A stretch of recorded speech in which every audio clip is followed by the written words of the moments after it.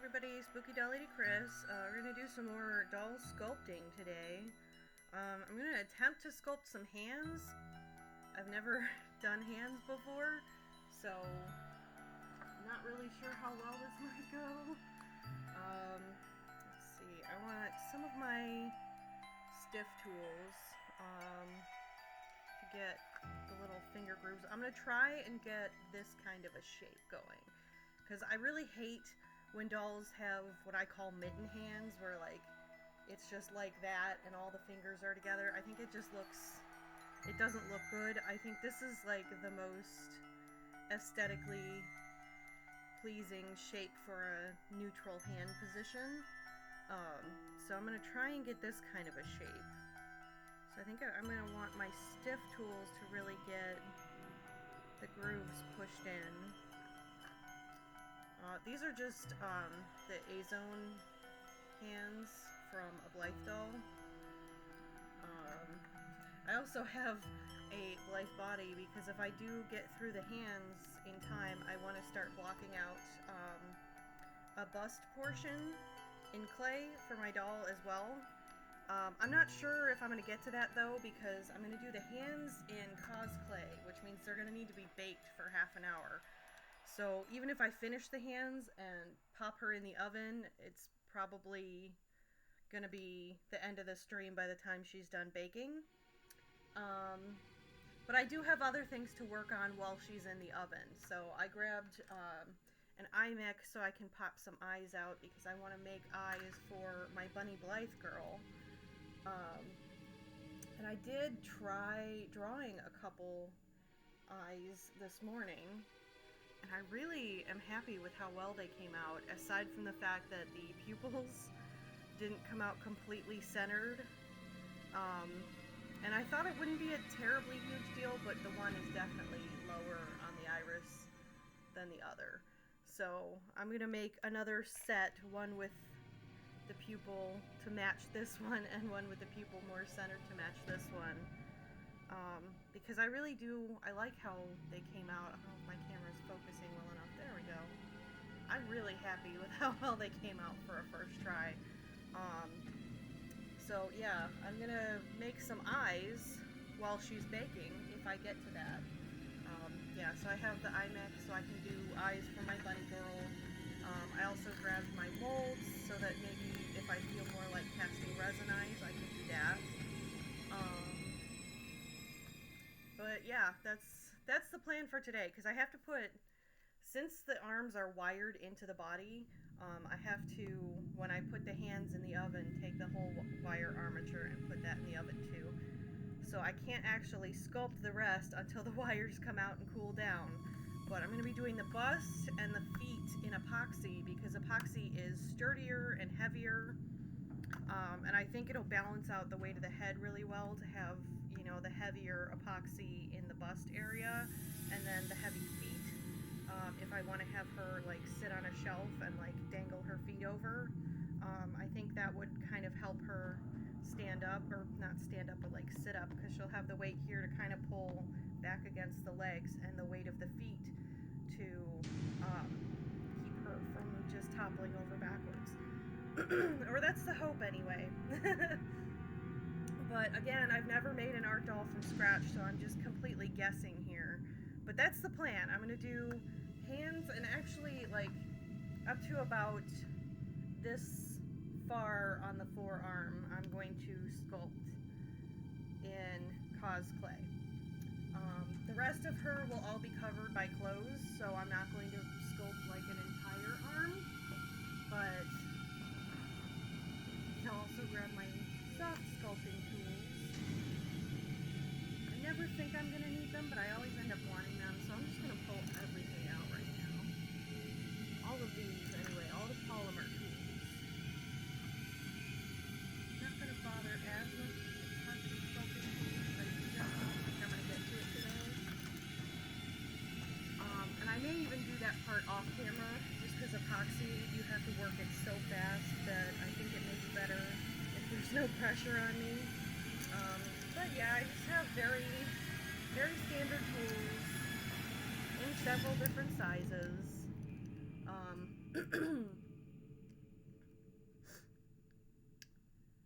making sure my mic is working here.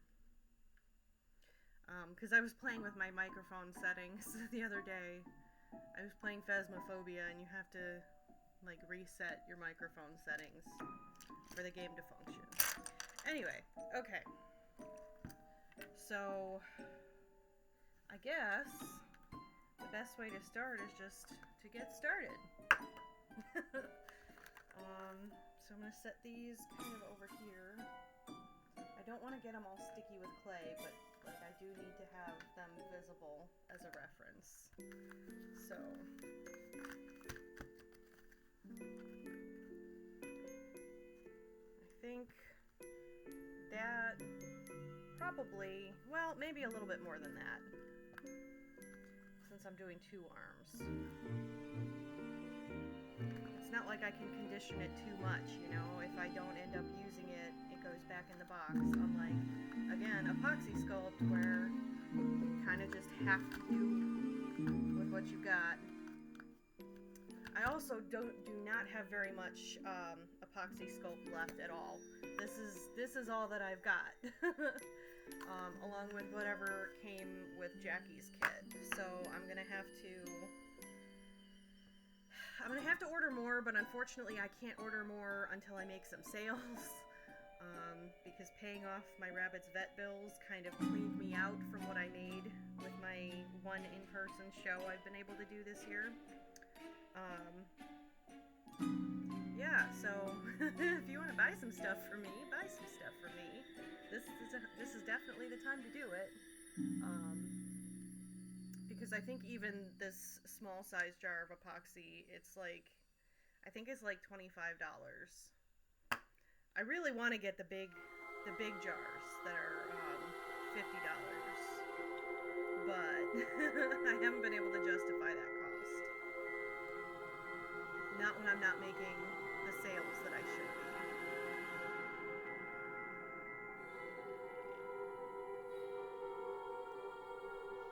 Especially because I keep saying I'm going to sell things and I can't sell them.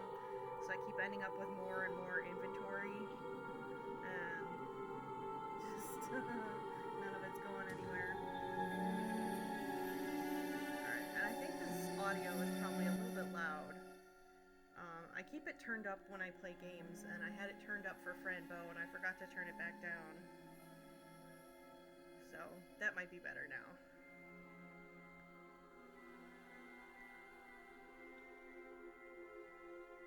I'm just looking at the little mixer on OBS while I condition my clay. And I realized it was very loud. Oh, I also don't have the microphone on that I want to be using, so hang on a second. Alright, that should switch it fine. If I've suddenly become muted, please tell me.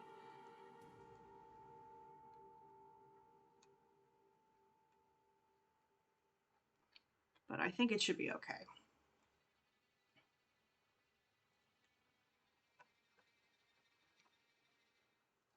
Yeah, okay.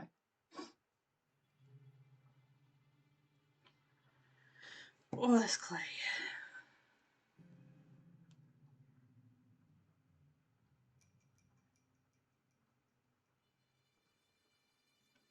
I kind of want to move my camera so my hands aren't just blocking everything while I'm doing this. Not that this part is exciting, but if they're blocking with my hands here, then they're going to be blocking when I'm sculpting.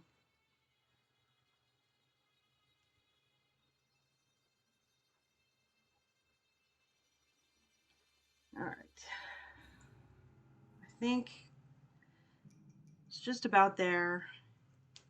It's probably about as soft as it's going to get.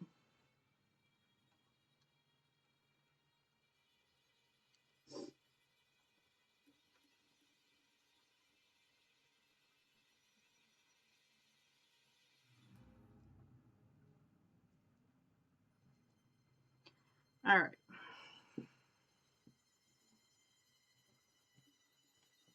So let's start the forearm about here so that I get about 1.5 inches of that wire inside the clay. Yes, this is probably a lot because once I get this into an arm shape, right now I'm just like giving her an Indian burn, which is a terrible name. I'm sorry. I don't know another name for that, but that's what we called them when I was a kid because nobody was woke. It was bad. Um, I know in some places they call them Chinese burns, which is just as bad. And I don't really know why. I mean, I guess I know why, because, like, ugh, let me get this even. Because different countries have different racism. That's, I mean, if that makes sense, like, obviously, set that aside. Obviously, you don't really have Native Americans, aka Indians, in like Europe, so you're not gonna call it that. But racism's weird, man. Just be nice to people.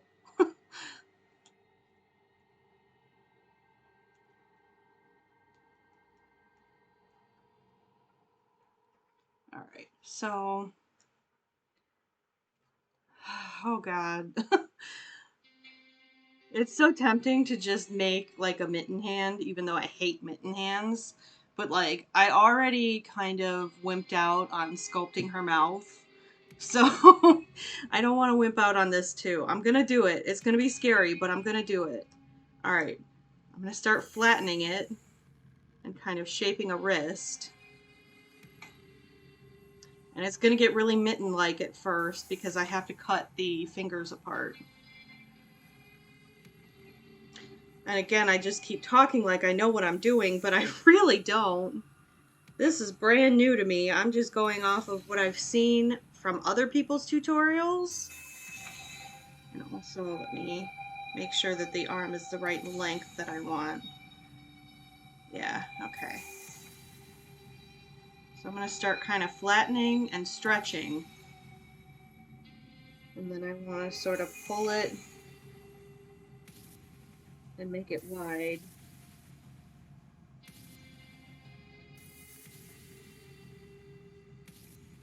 And I'm not going to put the thumb, I'm not going to cut the thumb out of the clay like the other fingers. I'm going to add the thumb later.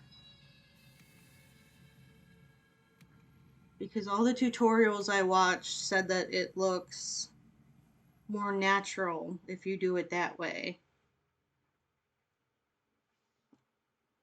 I don't know why. I mean, there is a reason why. I'm just, I'm not sure what it is, and I'm not going to pretend to know. All right, let's do this. There we go.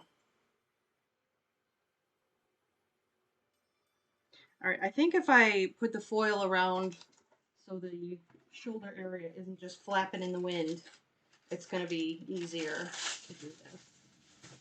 So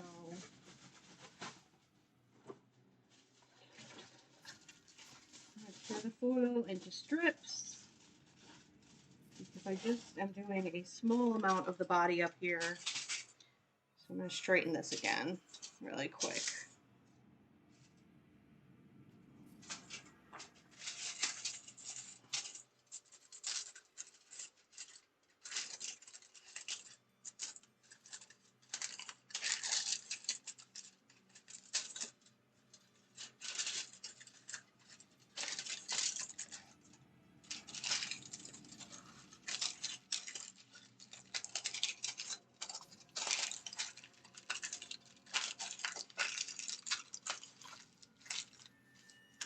Okay. And I'm just going to make kind of a little cocoon around this area, which is also going to give me a good idea of where the neck stops so that I can actually take the head off. Because I don't really need the head other than to make sure that my hands are going to scale. or at least to the scale I want them to be, because obviously they're not going to be like to an actual human scale.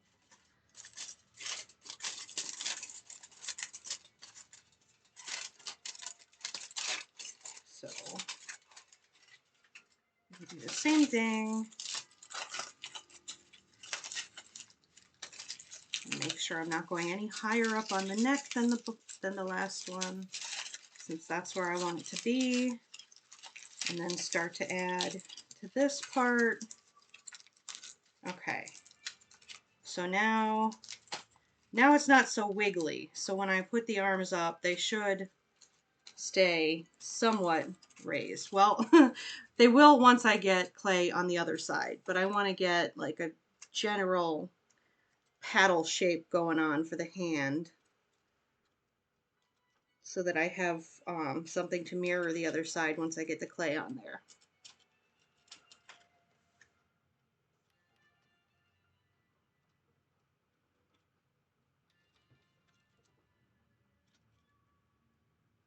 And I want them turned just a little bit inward. Okay, so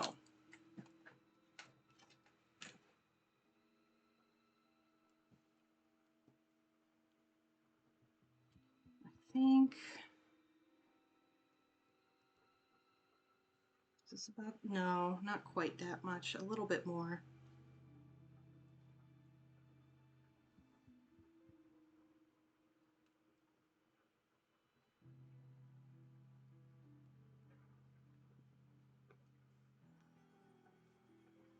All right, I'm gonna make this one a little more sausage shaped before I really put it together. So that I don't have to try to roll and stretch it when it's on there. Okay, and then cover like 1.5 inches of the wire. Maybe a little bit more because I think the wire on this side was slightly shorter. So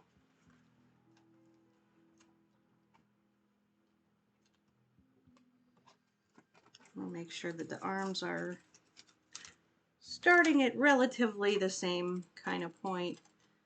I think I did put too much on there, but that's okay. Just kind of attaching the bits together now. I'm going to go in and smooth this seam later, but just kind of want to get it on here. All right, yeah, I definitely put a little bit extra. That's okay.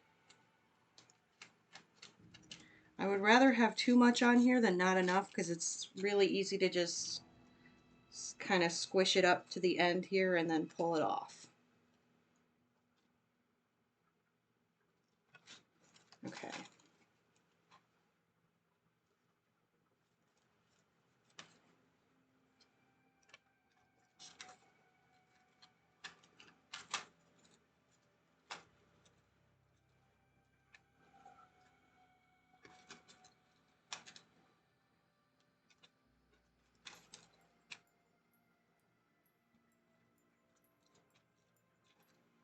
Okay, start getting the little hand shape going and a wrist. Oh, that's a chonky wrist. Let's work that a little better.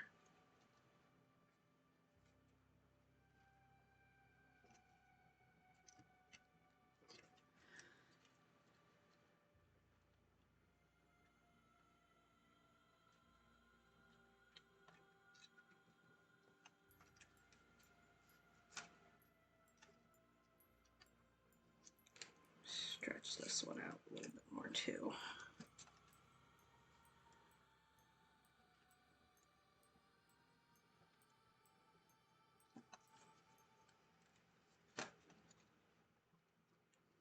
Right now I'm just trying to get them kind of to the same size.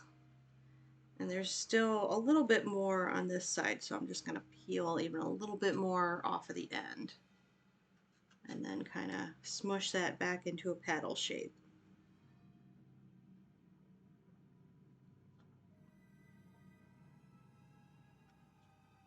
All right. I think there's still a fair bit more clay on this side because this is a really chunky wrist here. So let me just take even a little bit. I'll just take a big old chunk off because I think that there was a lot of extra on this side. There we go. So what I'm trying to do is get the wrist just above where the wire ends so that the hand is a little bit flexible after it's been baked, because again, this is cause clay, and cause clay stays semi-flexible after it's cured. And the reason for that is just that I think it will help with posability for the doll. I mean, obviously I could have the wire go all the way down to the wrist, and then I could also like pose the direction of the hand, but I think that that's not really necessary. I want to have like a nice neutral hand position, because I'm going to make a little teddy for her that she's going to hold on to. And I think that this hand position will look really nice, just holding on to a toy. And the flexible wrists will help it to have a really natural positioning when holding any, well, not just a teddy, but any objects, yeah. Okay, kind of see what I'm doing here. And this one, I want to be just a little bit wider. Okay.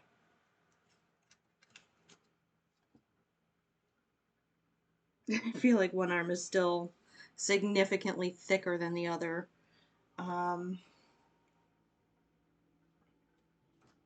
So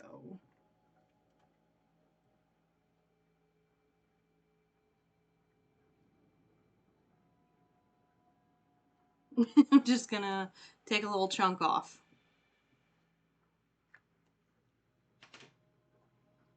I don't want one hand to have like really thick chunky fingers and the other one to be really long and slender. I want them to be relatively even. Even if it means that I get two hands that I'm not super happy with, I just want them to look semi-symmetrical, you know? Sisters, not twins, but also not cousins.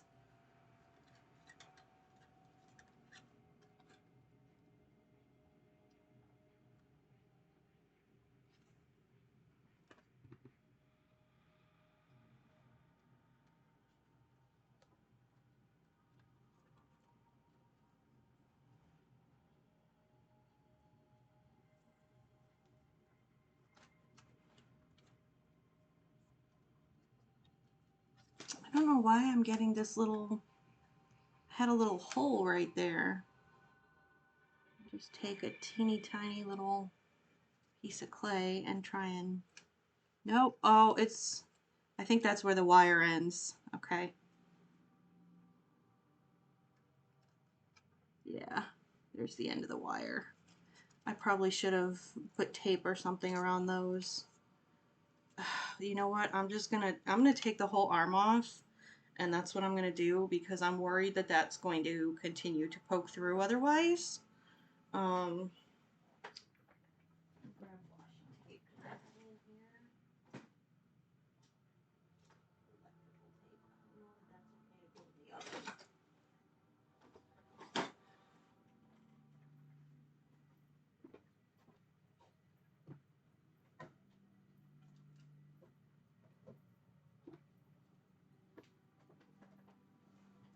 all right. I'm just gonna cover the ends of those wires because I'm worried that they're gonna continue to poke through as I'm trying to sculpt. And I'm going to use washi tape because it doesn't have strong adhesive, so it should be fine to go through the oven without causing any kind of a reaction in my clay. Alright, so that just kind of covers the sharp edges. Alright, so back to square one.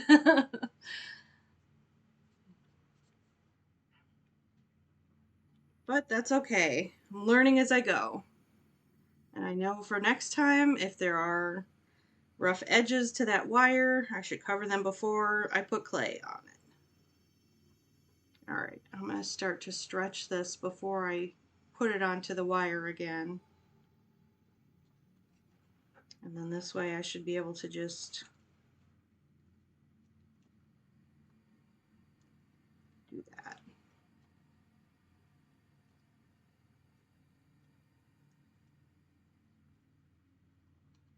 And smooth that together.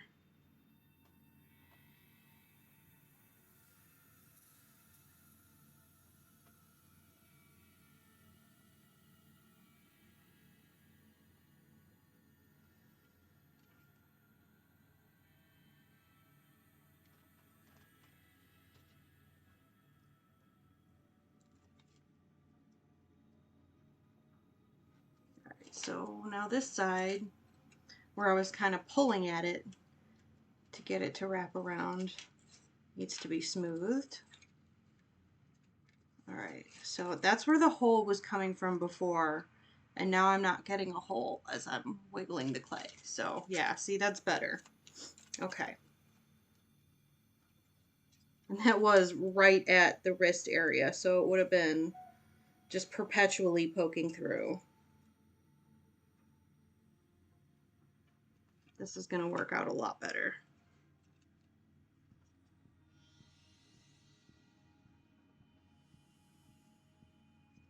All right, now I'm going to thin this out at the ends, just to give the fingers a more tapered shape.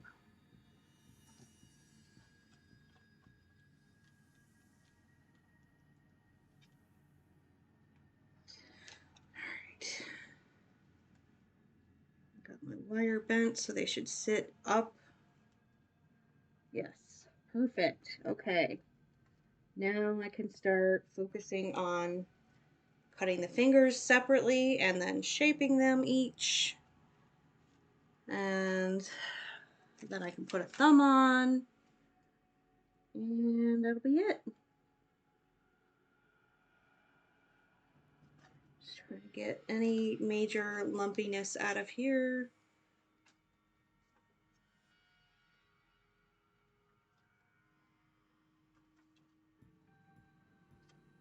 Nice wrist shape going on. Obviously, I'm going to smooth more with my alcohol, but this is just good for now.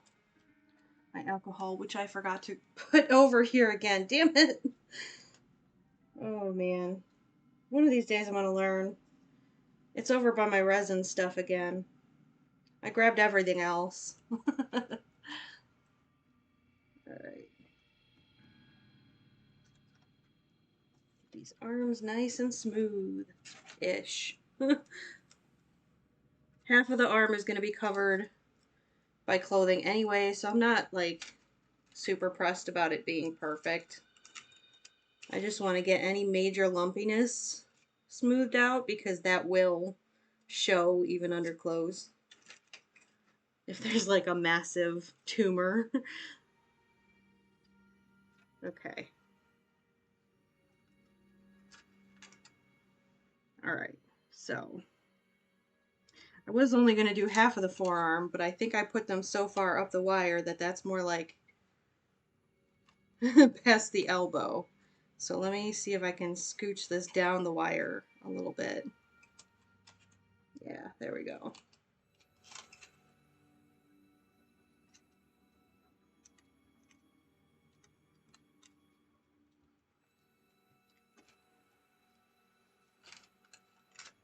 Okay. All right. This is probably the most intimidating part, if I'm being honest. All right, let me just mark them out before I cut them apart. So, one finger, second finger, and that'll be 3 and 4. Nope.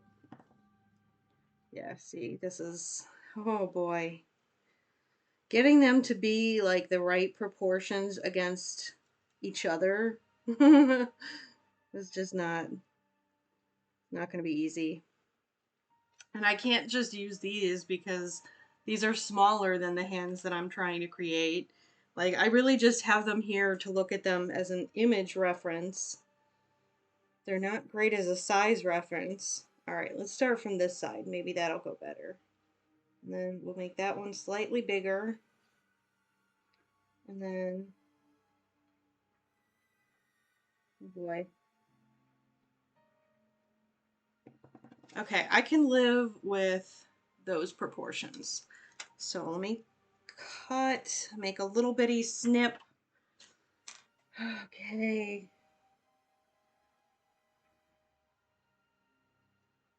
Just gonna slice right through to separate them.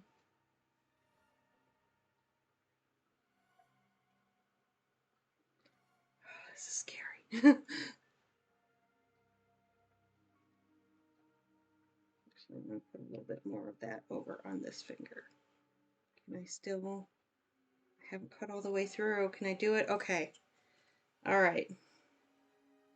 So let me just, I'm gonna just set them apart like that for now. I'm gonna like roll and kind of stretch them to get them more finger shaped.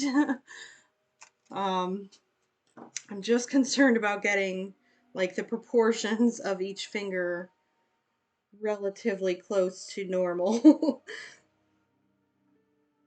And then I will worry about shape. Okay, make that one a little bigger. Make that one a little bigger.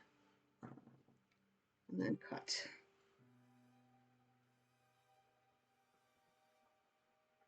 And then again, I'm going to add the thumb separately because all of the tutorials I watched said that it looks less glove-like if you add the thumb separately because you can control where on the hand you're going to put it after you've already shaped your fingers.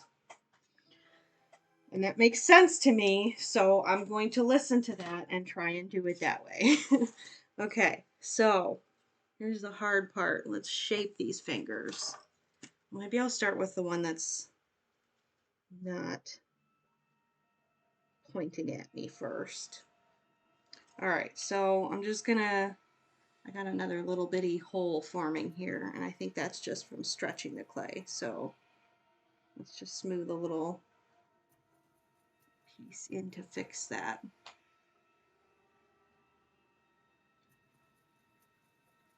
Give them like a little bit of a roll and a stretch.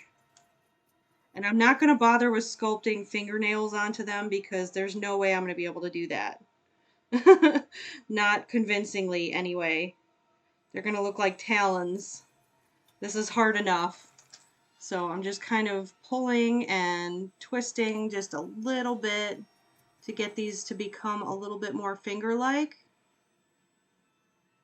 in shape. Oh yeah, this index finger is going to need a lot of smoothing later. But I think that this is going to do okay.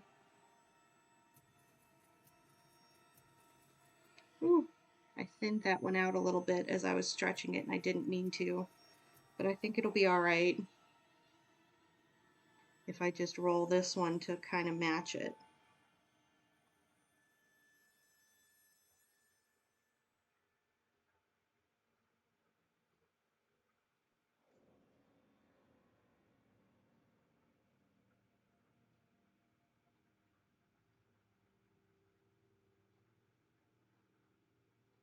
Oh my gosh, this is so scary, but it's working.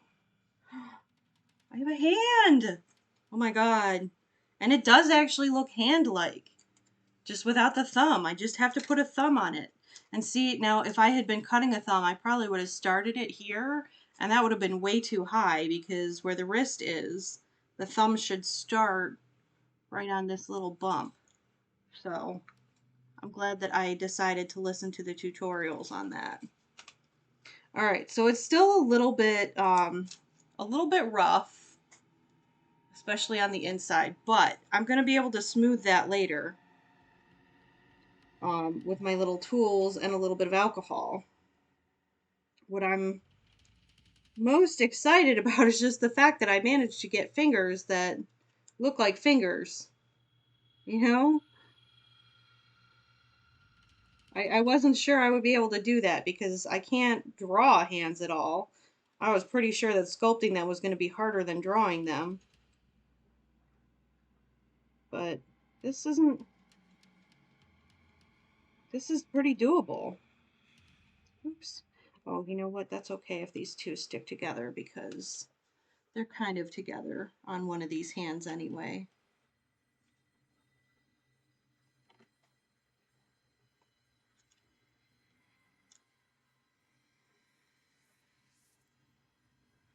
All right, so the way that these hands are positioned, um,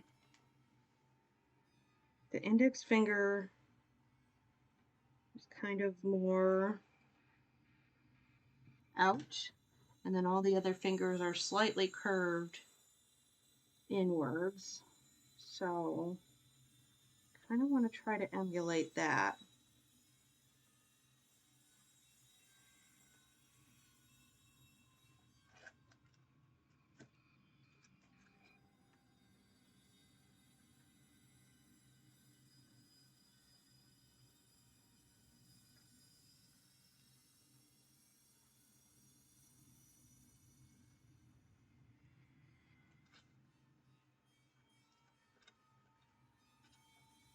But if I can't, I can't, and I'm just happy that I have hands that look like hands.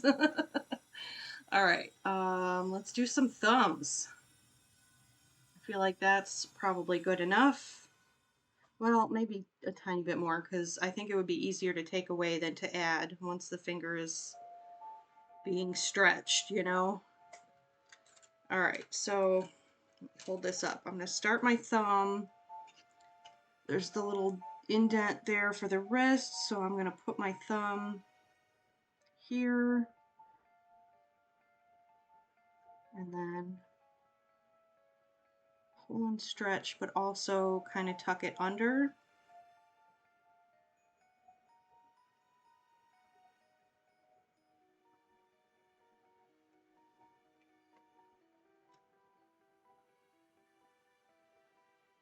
And then smooth where it meets.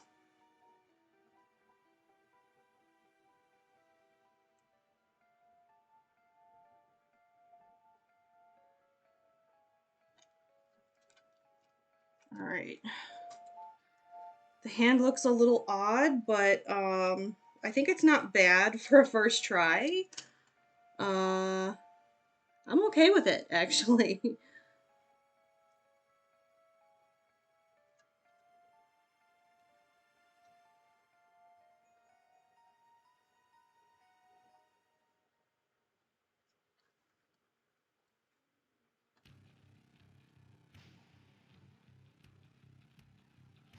I think.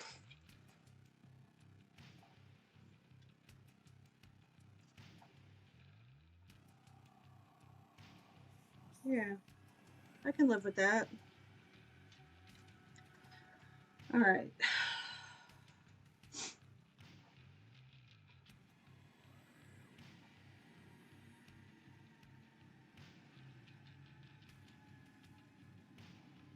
You ever notice that as soon as you start doing something with your hands that gets them messy, your nose itches real bad?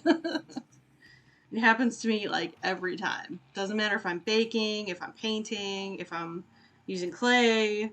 The second my hands get messy, my nose itches. And it doesn't matter how much I try to tell myself that, like, it's just my brain not liking the fact that my hands are not available for potential itches and it's making it happen anyway. I can't ignore it. Like it itches. All right, I think I made this thumb thicker, so let me take a little bit of that clay away. No, go away, phone. Not right now. I'm busy.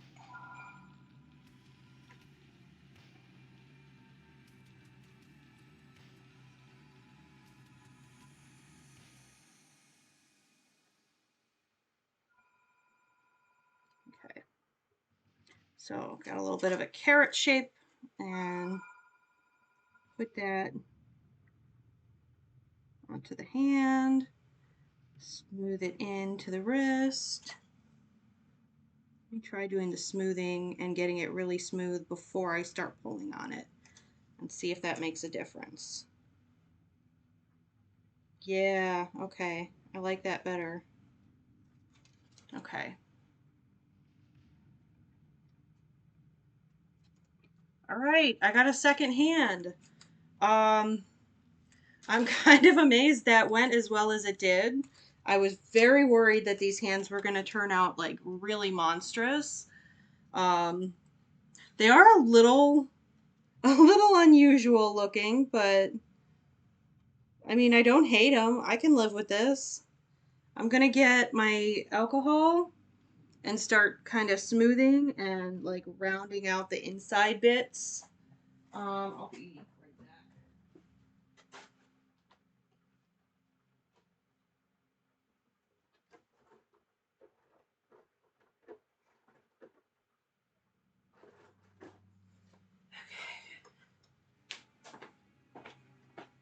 All right.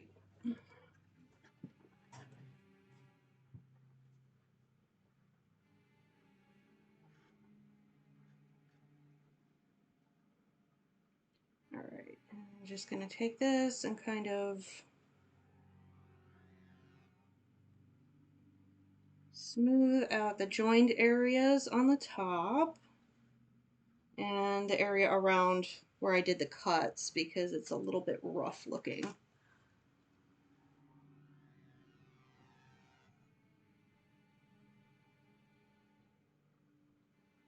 And then this finger that was all wonky.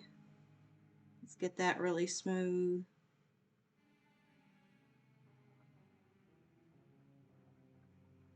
All right. Take the other side. And clean alcohol.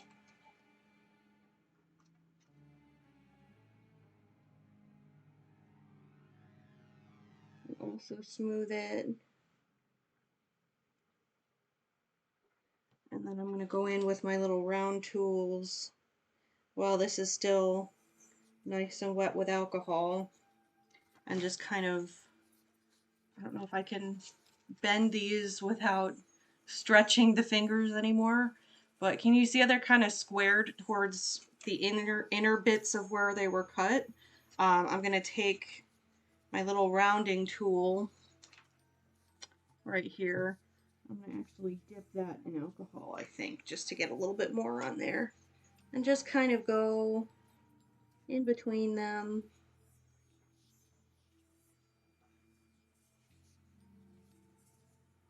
And just try and smooth out the edges to make them more round.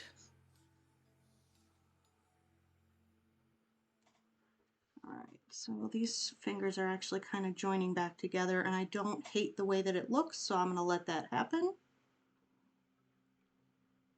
My little ring finger and pinky, I'm going to put a little bit of alcohol in there and just let that join happen because I don't hate it. I think it looks okay. Looks like a nice, comfortable, neutral finger position. So I just want to round out, there's a little bit of a bump on the ring finger. There we go. And the alcohol will also soften the clay up again and help that adhesion. All right, this one is just really blocky on the inside where it was cut, so let's smooth that out really good.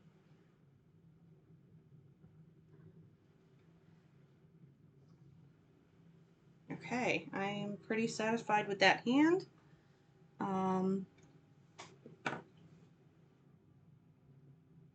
Actually, you know what? I changed my mind. This index finger is just real wonky. I'm gonna add some clay.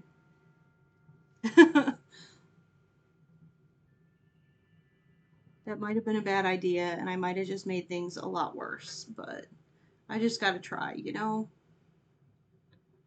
If I end up with one really defined knuckle, I'll live with that. Oh, oh no. And I pulled the whole finger apart. That's okay. It's nice and soft with alcohol, so I can just stick it right back together and just stretch it back out.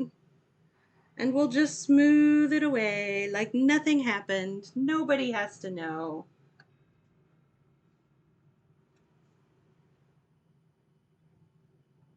Except you guys watching this.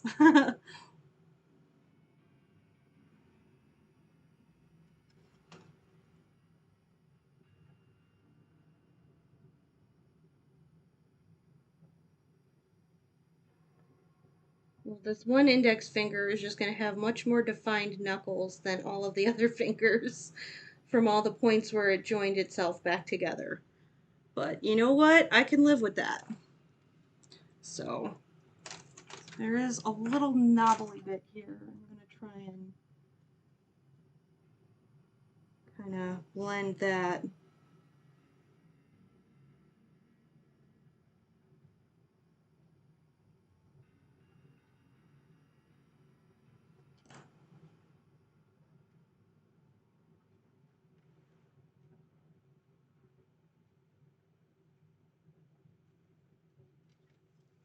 All right. There's one hand. I'm not thrilled with it, but like I can live with it. I don't hate it. It's hand-like, you know? It doesn't look like a mitten. I'm going to straighten these first two fingers out though, so it's more of the expression that I was going for and less of the Barbie hand.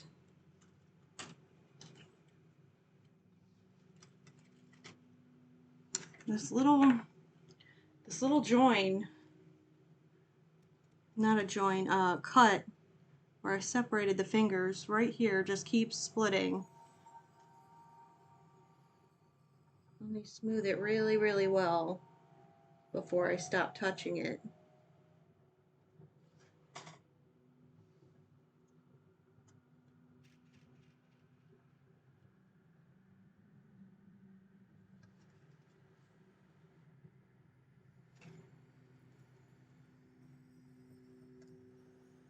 Okay. All right. There. I'm good with that hand.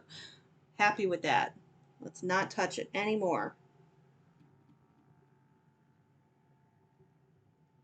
And actually, while I'm doing this, I'm going to go preheat my oven really quick and then come back and finish smoothing. Because by the time I'm done, my oven should be preheated. I can never remember. I think it's 275.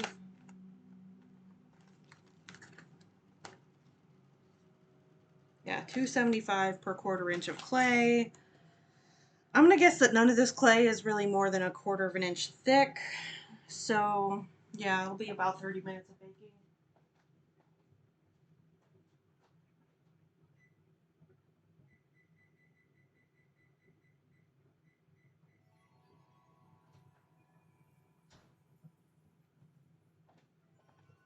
All right, the oven is preheating. So it'll be ready for me to just pop her in as soon as I'm done. I'm going to turn her this way so I can see the inside of this arm. And I'm sorry, but there's absolutely no way for me to do this while the side that I'm working on is showing. So just enjoy the view of the other finished hand while I smooth this one.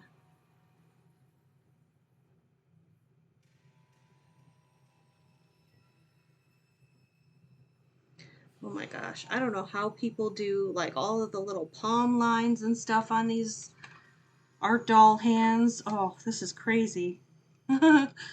Okay. So this one has this finger kind of more out and these two kind of more in, and then this one out a little bit again, and then the thumb in.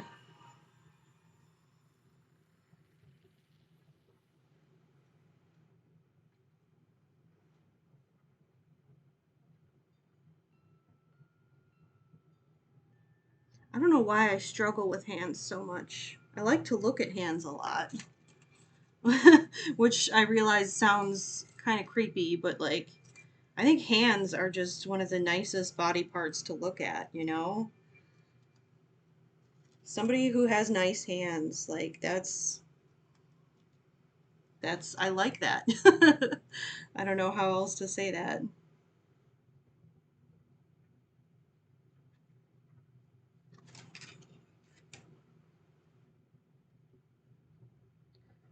One little, it's a rabbit fur that has worked its way into between those fingers, and I think I'm just going to leave it because I'm worried I'm going to damage the hand trying to bring it out.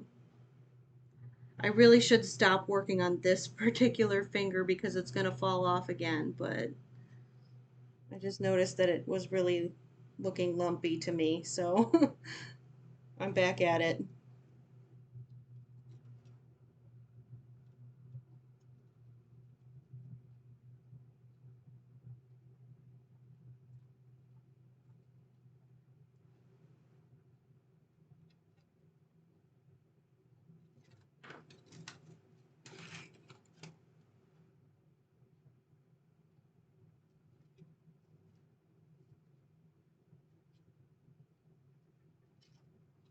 All right, so here are some hands. Hands. They look like hands. They don't look like blobs. I'm just endlessly amused by the fact that I managed to make hands that look like hands. All right, let me go. That actually didn't take as long as I thought to smooth that second arm. So let me go set her down so that I can just pop her in the oven as soon as it's ready. And I guess I'll work on some eyes. Um, Actually, I guess I should wash my hands, or at least get like a rag or paper towel or something, because my hands are real sticky from this clay now. Hey, first time chatter. Thank you, Savvy Num. Oh my god, I'm like genuinely amazed that I managed to make hands. Oh my gosh. There's this same little crack that keeps wanting to form on this left hand, on the left index finger. So I'm going to try one more time to smooth that before I pop her in the oven. It's that same spot and it just doesn't want to be smooth. But I'm worried if I keep touching it, I'm going to make it worse. So let me set her over here until my oven beeps.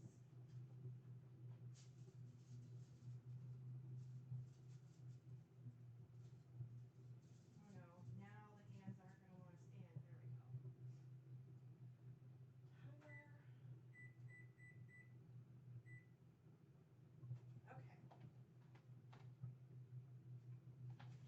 Okay. All right. So when my oven tells me that it's hot enough, I can pop her in for 30 minutes. And then I guess I gotta wait for her to cool after she comes out before I can put her back together and start working on the bust and feet. But I've now got a head and hands, so halfway there. Okay. So I guess I'll do some eyes while I wait. Let me get my music back up.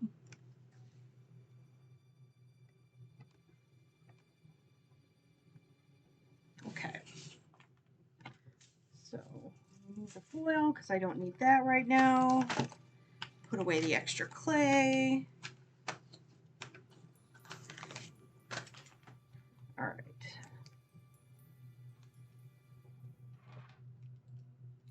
Put all these. Oops. Oh, camera, did I break you? Okay, we're good. Move the sculpting tools out of the way for now.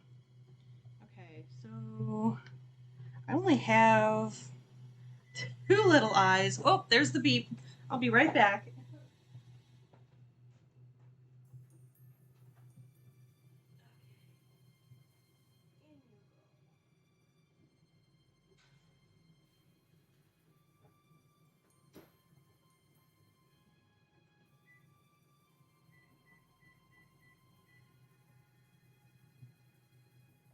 Okay, got my 30-minute timer going. So I only had 2 little sets of eyes that were prepped. So I'm going to have to trace out some more. Where did I put... I have everything shoved off to the side so I could fit my little... oh my gosh, what is the word? What is the word for this? I'm brain farting. My placemat, I guess. My silicone mat. I had to make room for that, so all of my stuff is shoved a little bit further off to the side than it usually is when I do my art streams. Okay, so, oh, you know what? The way I usually do this, let me measure this out because I also use this cardstock to do printable eye chips. So I need to measure it out to 8.5 by 11.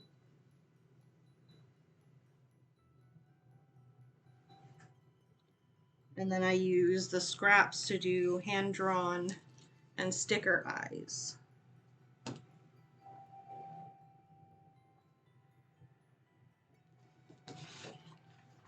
So this is 8.5. And I definitely recommend if you're going to be doing any kind of resin on top of whatever you draw or whatever stickers you're going to use for your eyes, I definitely recommend using cardstock and not regular paper, because regular paper will get really, it'll get kind of damaged in a way that makes the eyes go a little bit, not necessarily cloudy, but can you see all of the little spots in this one? That's because the resin like soaked into the paper. So I don't use paper anymore. I use cardstock, and even then I still usually will cover it with a layer of brush on matte varnish before I do the resin, just to add that extra layer of protection. Because you can never be too safe, especially if you're going to spend time drawing your own eyes out, and or even like painting them. I don't mind as much if I'm doing a sticker one to just like experiment with whatever kind of paper I have, but because the sticker ones only take like 5 minutes to do, so there's no real big loss. But like I did the hand painted ones that I did this morning. If I had messed these up, I would have been really upset. So, but these I just actually put resin stickers over. So I have a few more of these resin stickers. These are from BB Blythe Co. I really like these resin stickers. They make it super easy, but they don't work as well if you're doing sticker eyes. They work fine as long as the surface that you're adhering them to is perfectly flat. But obviously with like the nail stickers, some of them are a little bit dimensional, and it makes it really hard for the resin sticker to adhere all the way, and then you get little bubbles. Okay, my craft scissors. Okay, so these bits that I'm cutting off are what I use to make my hand-done eyes. And then this 8.5 by 11 inch section I traced out is now properly sized for a printer, so that any of the downloadable eyes that you find on like Etsy or eBay, you can print onto your cardstock. And then again, when I do that, I will put matte varnish over it and then do the resin. And normally with this cardstock, what I like to use are the glass eye chips. and I use the resin as a glue in between the eye chip and the paper.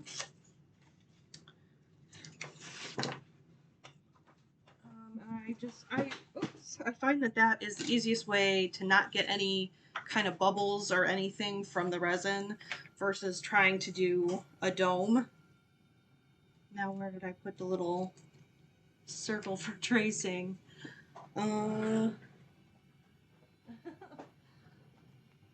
Welcome to my chaos stream where I lose everything mid-project.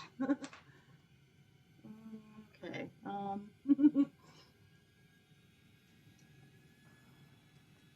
That's alright. We'll just use the glass pieces. I'll cut another one later. So yeah, these are the little glass pieces, and because this cardstock is strong but it's still pretty lightweight, you can use the glass pieces with this and not end up with a super thick eye chip that you have to like Dremel extra space out to use. Yes, sentient craft tools are a menace, absolutely. They always run away like right in the middle of a project.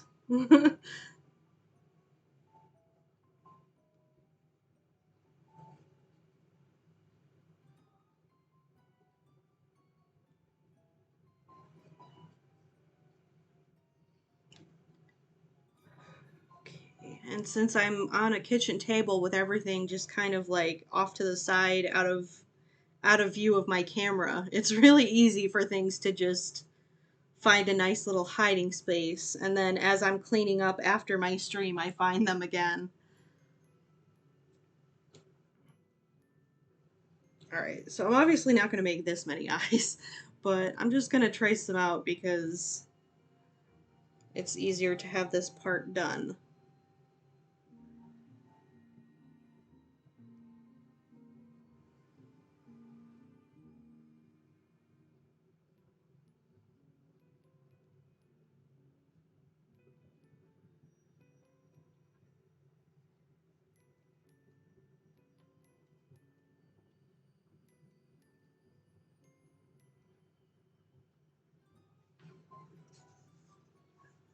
Right.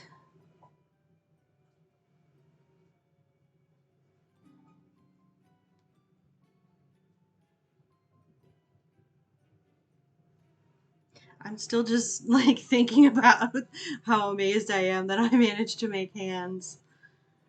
Hands are like my greatest foe anatomically. I can't draw them.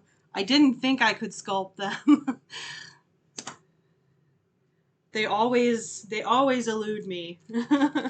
So I'm just really excited that they came out looking like hands. I hope they come out of the oven okay. I might be getting too excited too fast. Because if they fall apart in the oven, then, you know, it doesn't really matter if they looked okay at first. Alright, so I'm going to try and mark the pupils centered so I don't end up with more of them that are like this eye where the pupil is kind of off to one side.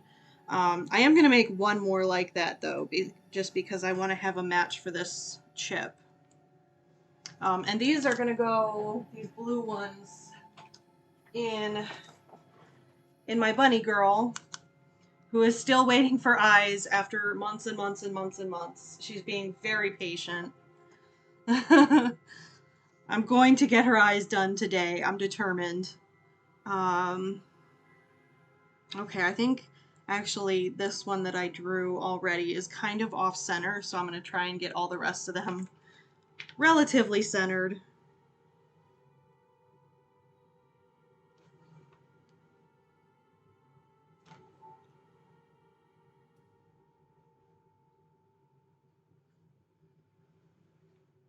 Just kind of eyeballing it.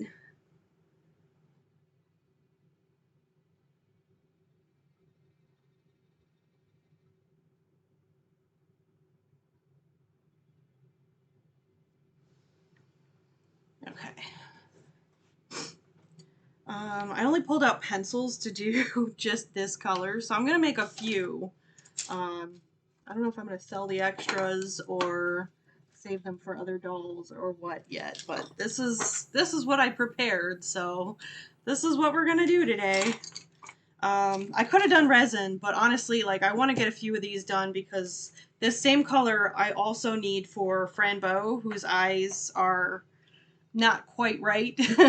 I keep promising that I'm going to fix her eyes, and I haven't gotten around to it, but this color actually works really well for Fran, too. So I'm going to make another pair of chips, and then the way that I'm going to remake her eyes right this time is put a little bit of resin in, put the chip in, and then use my new toy, my resin colorant, to put the top layer on, because I don't know if you can tell by looking at them, but the way that the iris kind of looks like it's floating. So I found out after I made her eyes that I apparently did them wrong. It was my first time making resin eyes, and I put the layer down, I put the eye chip in, and then I put another layer of clear resin down and painted the back because I didn't have resin colorant, and I thought that that would look okay. And apparently that's why the irises look like they're floating, is because there's that that clear layer behind the iris in front of the white paint. So the way that I need to do it is do resin, chip, and then white resin. So I'm hoping that that's going to work better this time. But I do need to get at least one pair of matching chips ready to go first. Because I only have the one that's right and then the one that's off center. So I'm going to make an attempt here to do a couple of matching eyes. Well, my hands are baking anyway.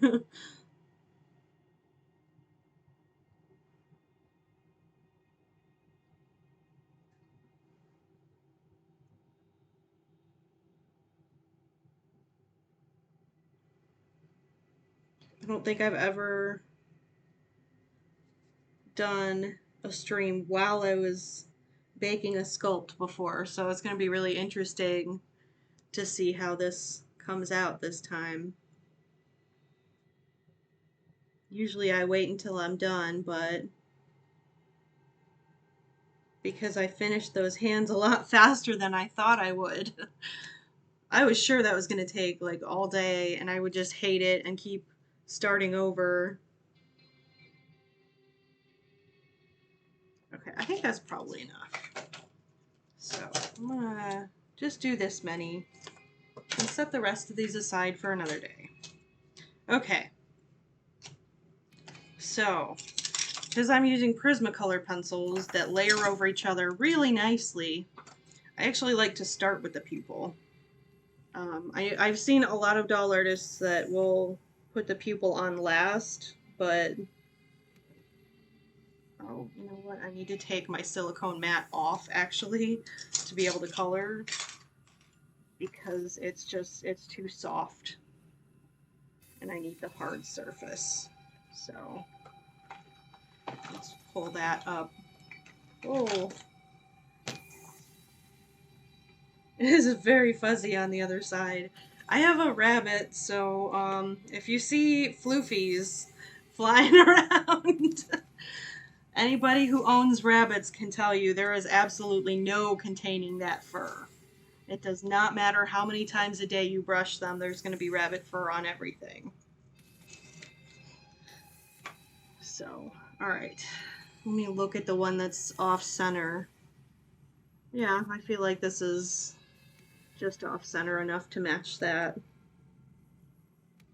Make it just a little bit bigger.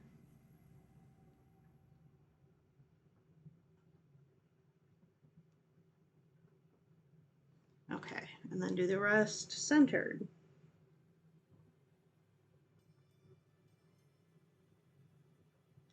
I definitely need to get a new black pencil. It's very tiny.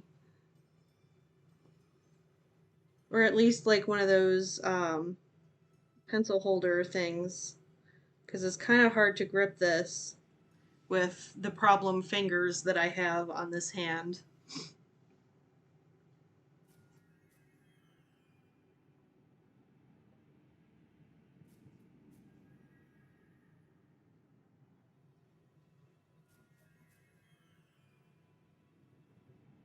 been trying to figure out how I'm going to schedule.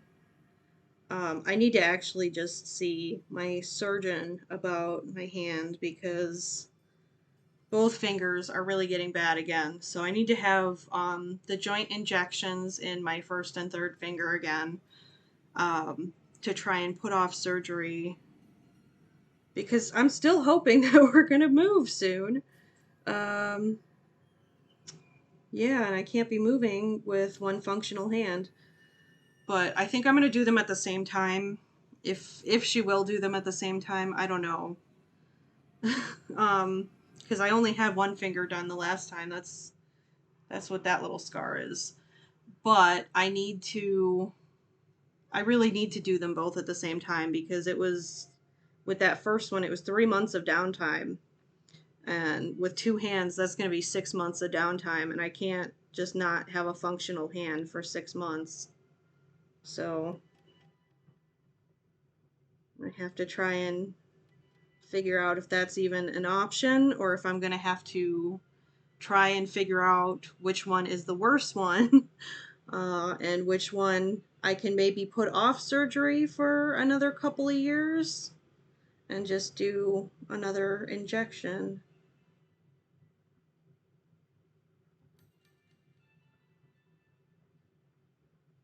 But anyways, yeah, it makes holding small tools like short little pencils very difficult because I can't bend this finger any more than that. That's as far as it goes. It's already got a contracture. So this is probably going to be the one that gets operated on first.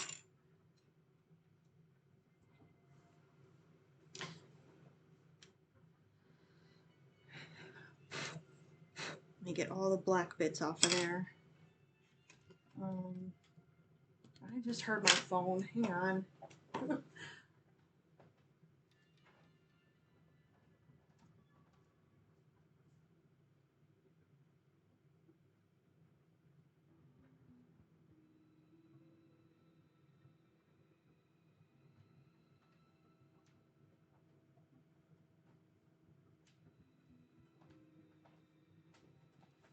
That's my mom.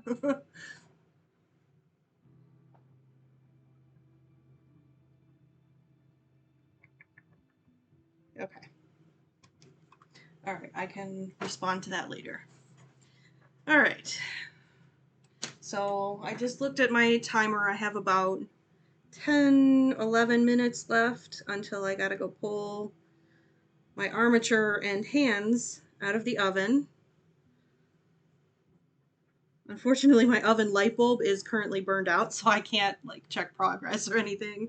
I just have to hope that it's sitting in there okay and hasn't like fallen over and flattened. Because I don't like to open the oven. I feel like that lets the heat out, and with clay that needs to cure, I just I don't want to risk it, you know. So I don't get to see until you get to see. It's a mystery for everybody.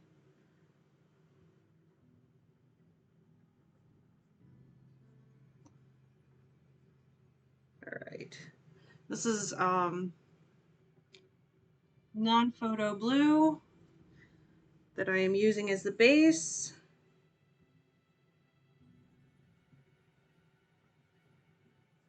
Which, if you look at this color versus the finished color, it's very different. Um, it does come out more of a lighter grayish blue because of the other colors that get mixed in.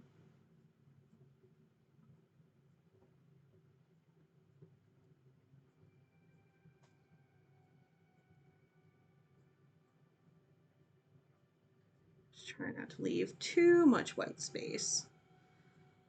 But essentially I'm going to go in with the other colors in between each of these lines anyway, so if there's a little bit of white space on the first pass, that's totally okay. I also don't keep this one super sharp for this because it's the base layer, so it does need to be slightly thicker lines. Okay, and then the next one I'm going to go in with is Muted Turquoise, which is kind of like a grayish blue.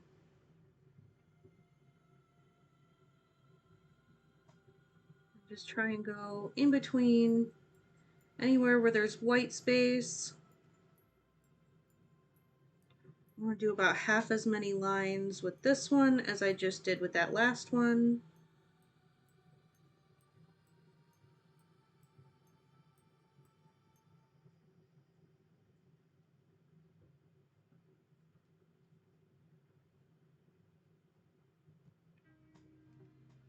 Okay, and do the other one.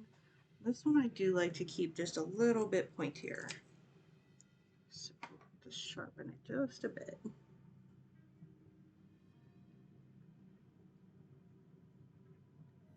want there to be slightly defined lines of color.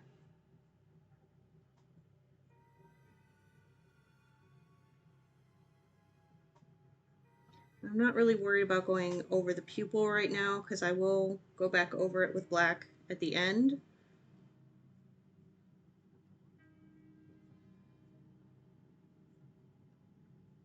Okay. So, just kind of looks like little starbursts right now. It'll start to come together with each layer. Okay, the next one I'm going to do is the little yellow around the pupil. But I'm going to do these two actually first because I forgot I was doing several of these.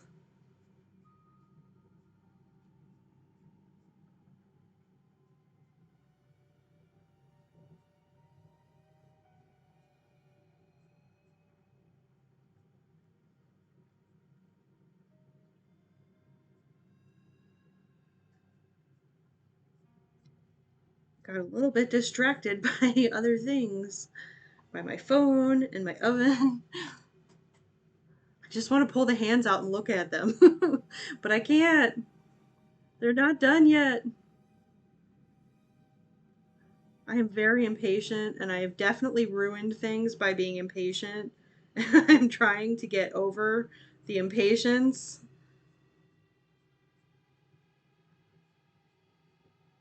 Gradually learning that instant gratification with art is just not always achievable. Sometimes you just have to wait for things to be ready. I think I'm actually just going to do one more pair of these. They look like little boobies.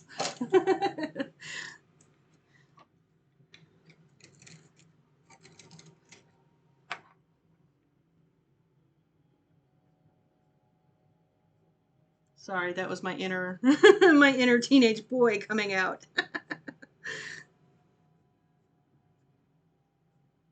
don't know why I never noticed that before.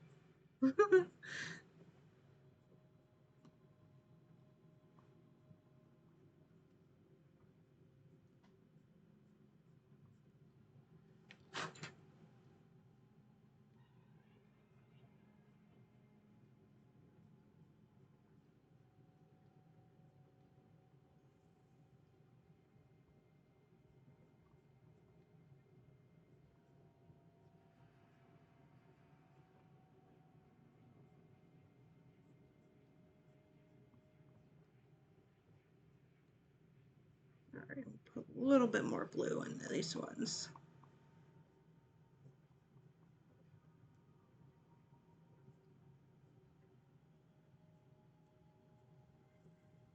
There's just not quite enough of a base layer. There we go. Alright, go back in with the muted turquoise.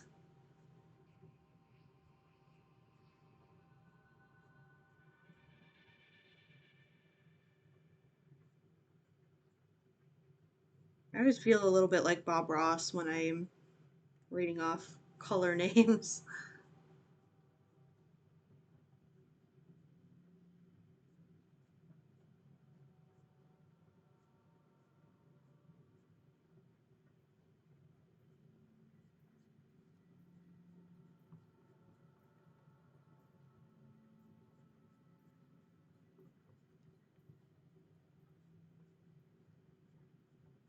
I don't think Bob Ross would have ever looked at eye chip circles and thought of boobies, though.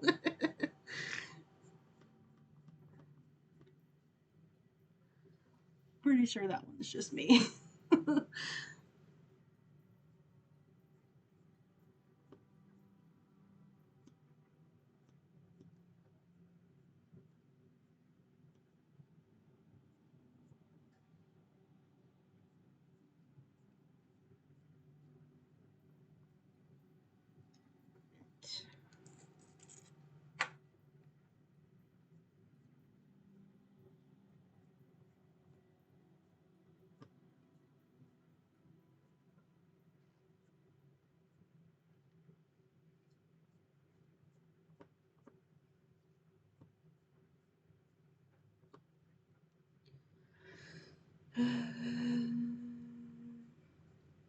feel like I'm not sharpening this one enough.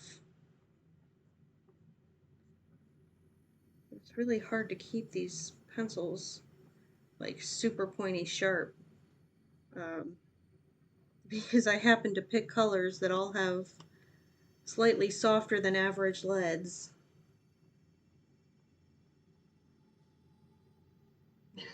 So they just wanna be dull. Alright, so yeah, I'm gonna do the little center golden starburst. And the color that I use for this one is, oh, are we gonna focus? It is Jasmine. It's not wanting to focus. There we go. It's Jasmine. These are all Prismacolor pencils, by the way. I don't know if I said that before.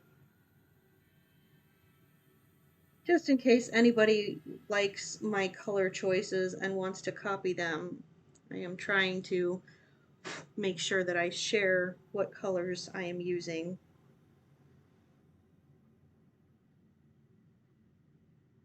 Because I do not get offended if anybody wants to copy my color choices. Um, I didn't exactly design eyeballs. This is just some eyes look like this, and I like them, and I wanted to make them. I don't own them. You are welcome to make your own.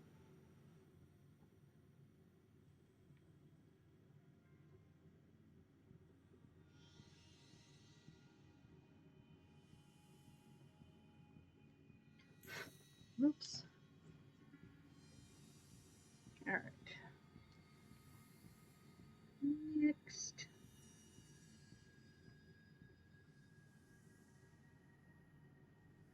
All right. This is just like a scribbling motion. There's absolutely no technique to this.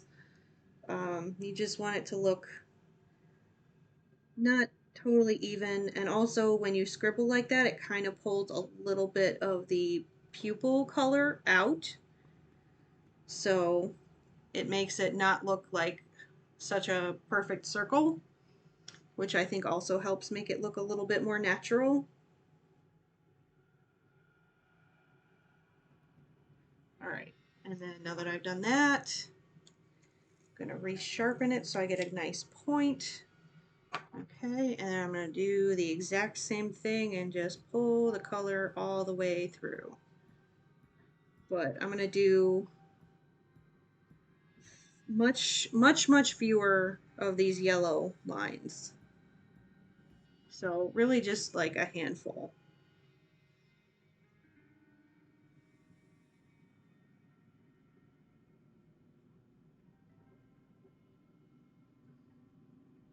Like between maybe 12 and 15 lines to go all the way around. And it pulls the color through a little bit, but when you go over it again with the top colors of blues, it'll pull those colors back off of the top layer, and it just gives it a little bit of depth and dimension, I think.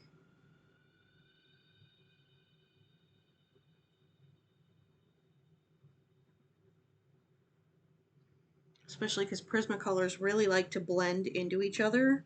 I think it just gives it like a little bit of a tint as opposed to seeing the actual lines.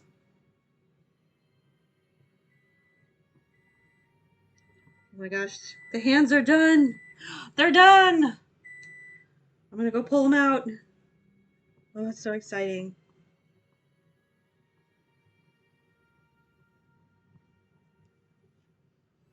I wish I could pick my camera up and bring it with me, but I'm gonna have to go grab them and come back.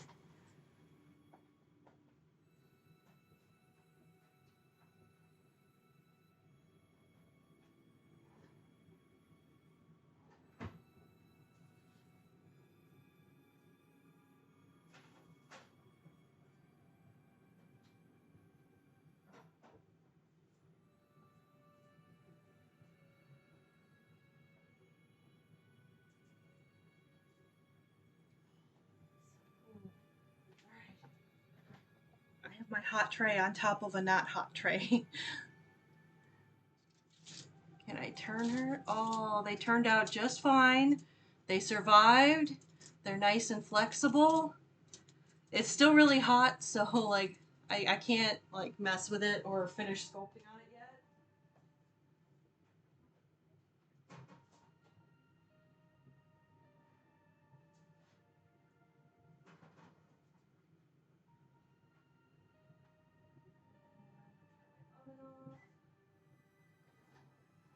Oh my gosh, that's so exciting. They came out so well. Okay, back to eyes, back to eyes. All right. Next, so the next color is, oops, I gotta point it back down. Next color is sand. And we'll basically do the same thing, but this is a slightly lighter color, so it just brightens it up.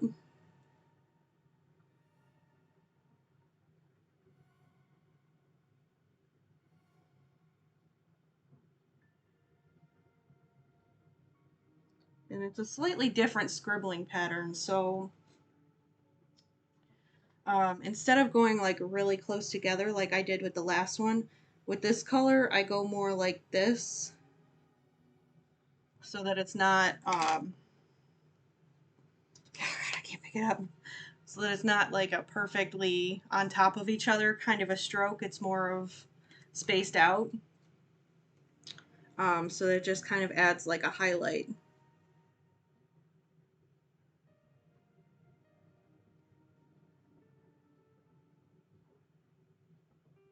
And it's really, really subtle. I don't know if it even shows up on camera.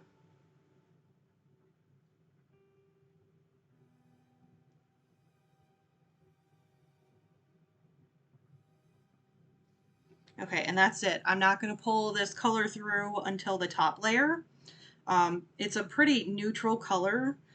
Um, as far as yellows go, it's about as neutral as you can get while still being yellow. So I actually use this one on the top layer to pull little bits of light through. But yeah, I don't know if that even shows up on camera, but it's just kind of a little highlight in the other gold. Okay, and then I'm going to go back to blue. I'm going to use electric blue, which is almost the same color as non-photo blue, but it's not as opaque.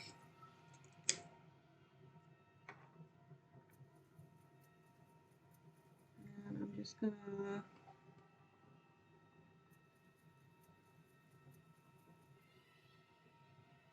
or not opaque. Opaque was completely the wrong word. It's not as pastel, if that makes sense. Like, they're basically the same shade, but one is like heavier.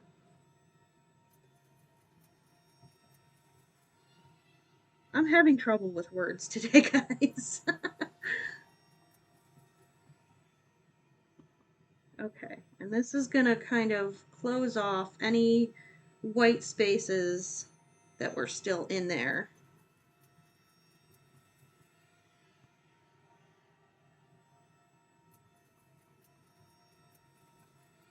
And then we're gonna go to the top layer of blue and slate gray after we finish these. Alright, so I think by the time I finish these eyes, I should be able to go back and grab that torso and start sculpting onto my armature.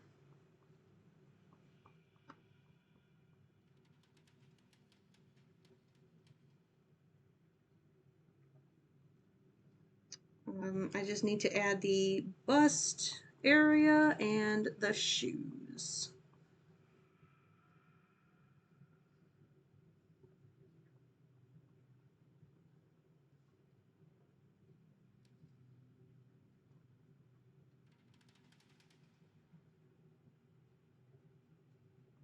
But I'm pretty sure I'm not going to get both done on stream. I'm gonna try. I may, because, you know, epoxy has a short work time, so since I'm gonna have to be working quick, I just might get both done on stream. But if I don't, I will be posting on Instagram however much I do manage to get done tonight. So, okay, I think that's pretty well. Well, let me get this. This one still has a few areas that I feel like were a little bit light. Okay, so I'm going to go back with, actually, let me take the muted turquoise again and just pull a few of those grayish lines through.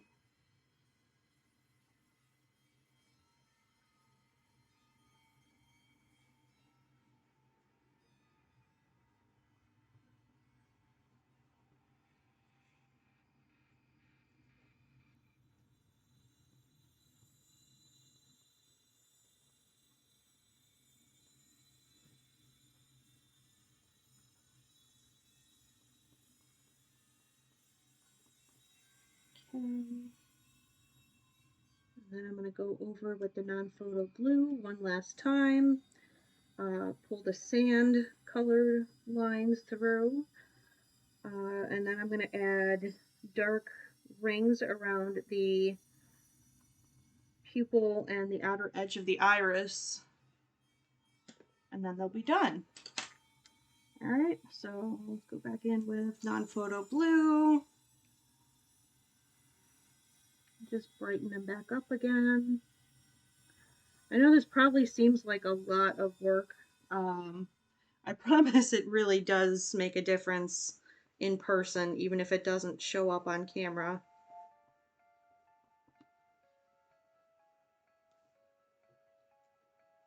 But anyway, this is where we're at right now. I may actually brighten up those gold rings around the pupils just a little bit on the top layer again, because I think they've gotten just a little bit muddy.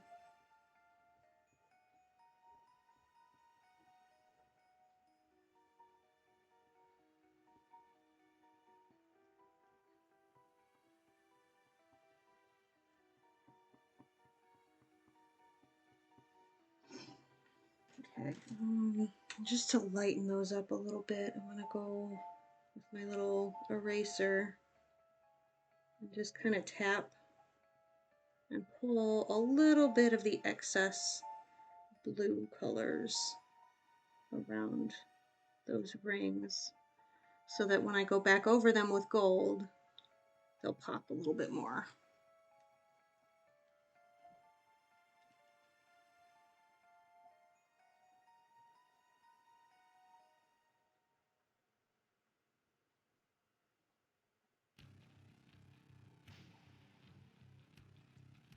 Okay, so no, I'm not going to sharpen that yet.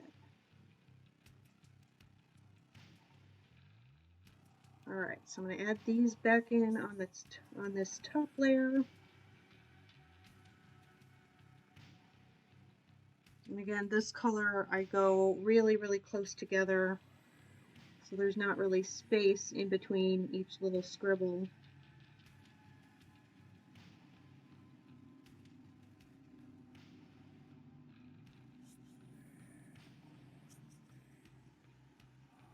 Just all the way around the pupil.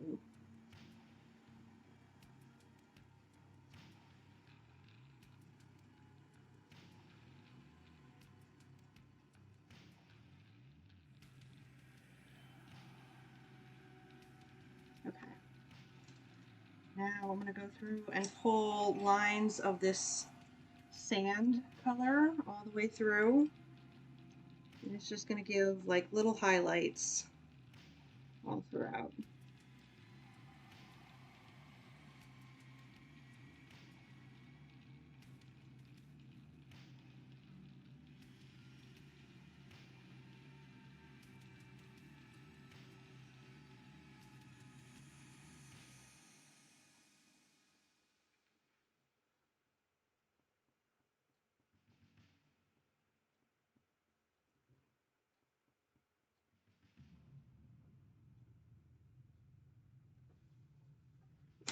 All right. Where's my black?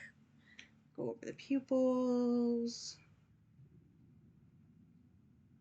And as you can see, I'm not going all the way out to where the pupil color is, because I'm going to go over with my slate gray, which I have not used yet, and do the dark rings in between the gold and black.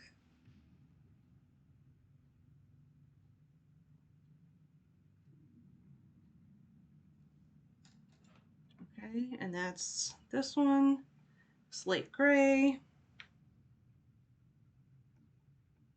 And this one is another really, really tight scribble, just right around that pupil. And it kind of just blends the pupil, which makes it look a little bit more natural, I think.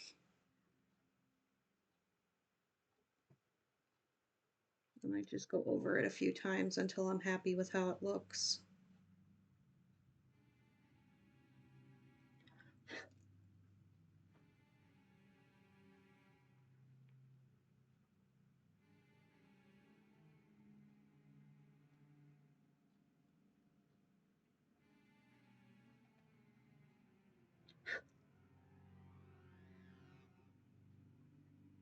And the reason that I put the black down first is so that I can kind of pull from it with this slate gray.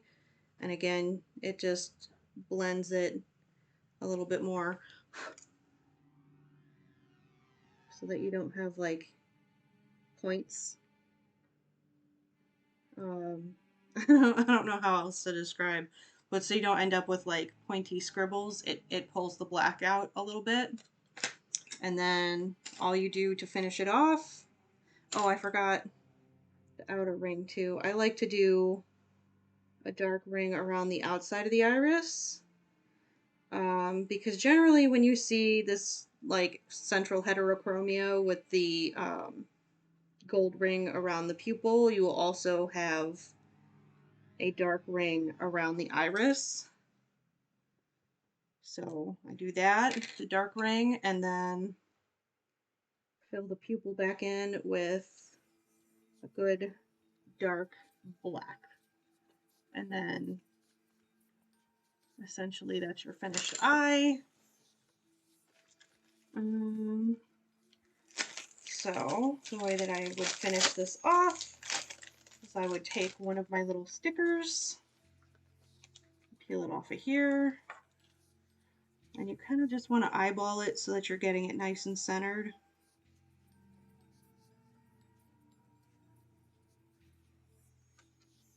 And then just press it nice and hard.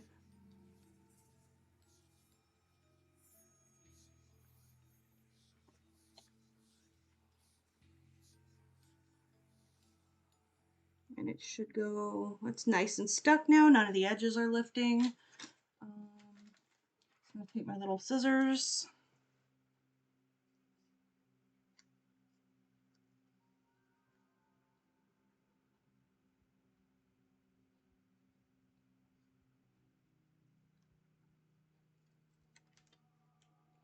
And you just carefully cut right around the outside of that little resin sticker. And trim off any little corner bits. And then you have an eye. See? It's still not a perfect match for this one because I think this pupil came out much smaller. But that's basically how you do it. How I do it, I guess I should say. Anyway, I'm going to move these aside just for a second because I want to grab my little torso. I want to get back to work on my doll. I'm very excited to see how these hands came out and actually touch them now that they should be nice and cool. So let me throw that back down.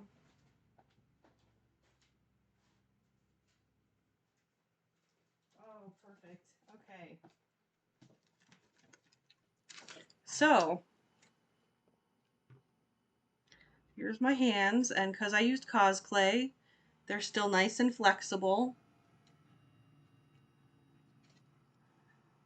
So they still can kind of bend if I, when I'm dressing her, need to like squeeze her fingers together to get her hand through a sleeve. I can do that without breaking anything off. Look at the little fingers. Oh my gosh.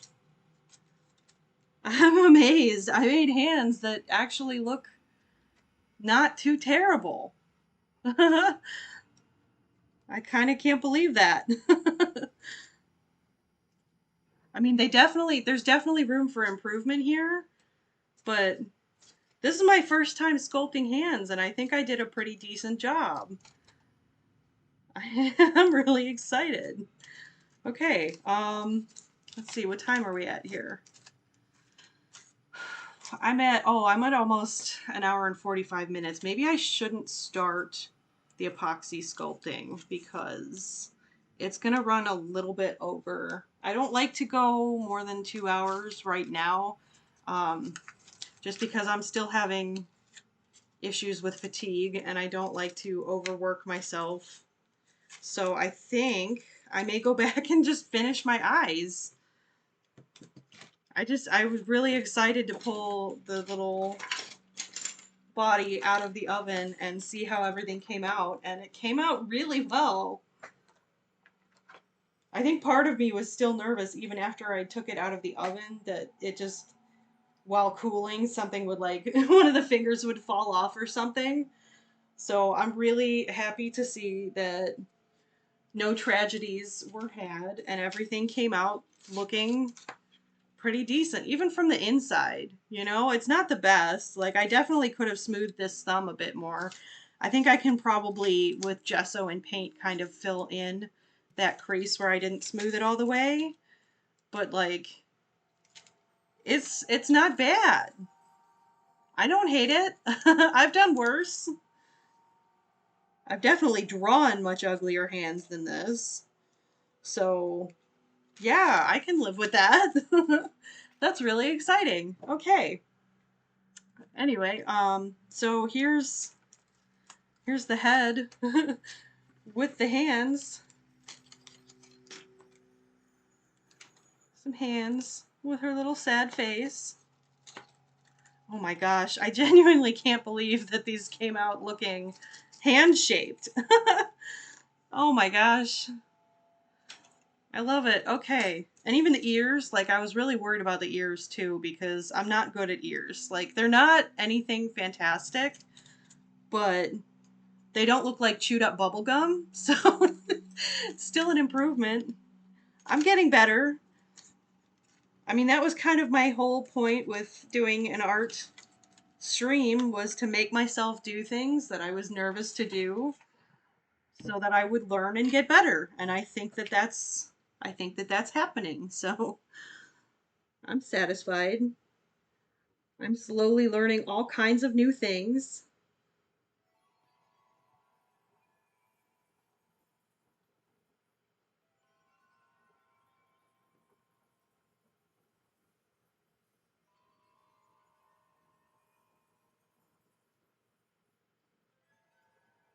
All right, let's just keep working on these eyes. I'm going to finish all of these before I finish my stream. Ah. Thank you. Yeah, I'm so happy. That came out just so much better than I could have hoped.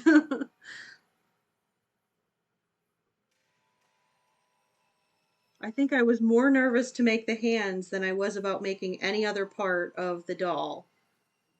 Because after the hands, like shoes I can do. Shoes aren't going to be that hard. They're pretty simple shapes. Um, and even like the bust form, because I'm only doing like from here up, that's going to be fairly simple, I think.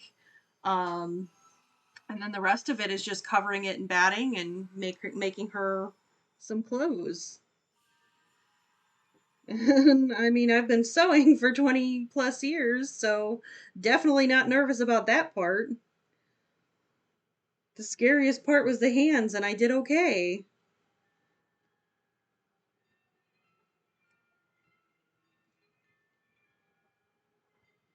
I mean, that's kind of my whole reason for continuing to share all of my art experiences. Hopefully other people will see that it's okay if you're scared, you should still try something and maybe it'll turn out all right. Most of the time that I try new things on my channel, I end up really pleasantly surprised by how much fun I have, even if they don't turn out well. So, definitely, I am a firm believer in trying new things all the time. I think it's good to always be learning new things, even if you don't always keep doing them, you know? It's good to just try,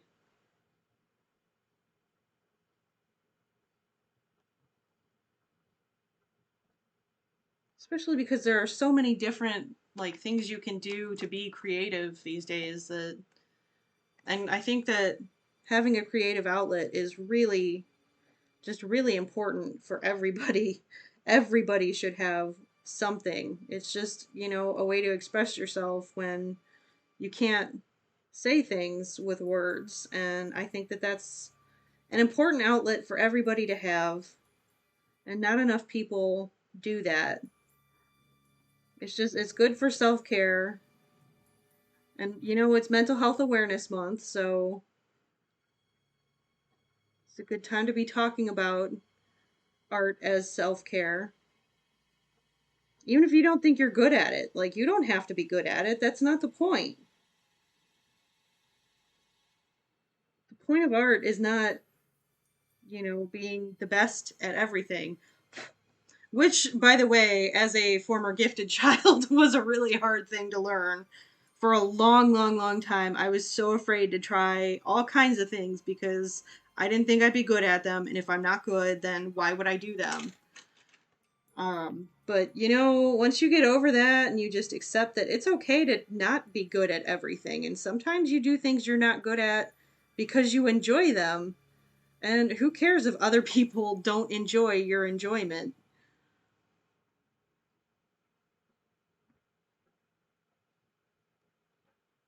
I still think I'm not the best sculptor, but I'm having a lot of fun.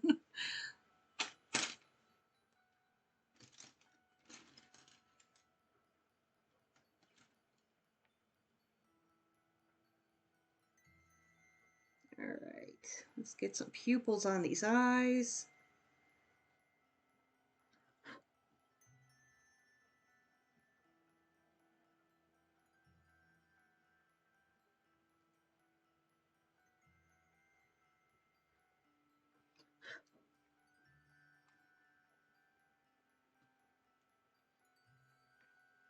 All right, which one was the one I did to match that? I think it was this one. So just want to make sure that I'm getting the pupil the same kind of size and shape.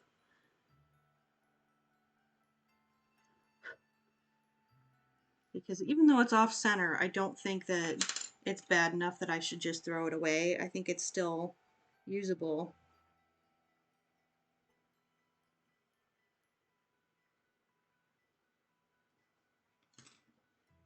I just need to make a match for it.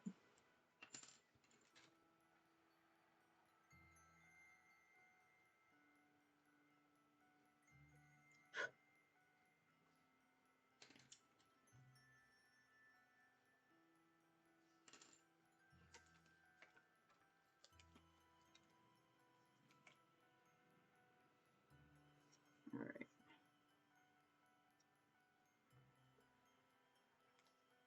Before I really stick it down, let me give it a little nudge. Try and get it kind of in the same position. I think that's pretty good.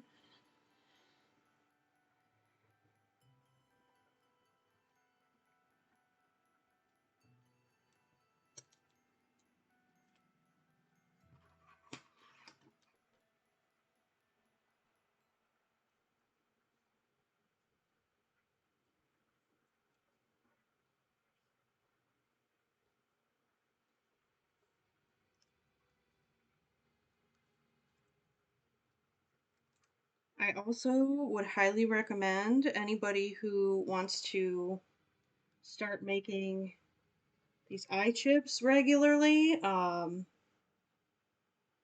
get yourself a pair of embroidery scissors that you save just for cutting these out, because it's much easier to cut them out with these than it is with regular scissors. Okay, yeah, those are a good enough match. I would put those in a doll. Oops.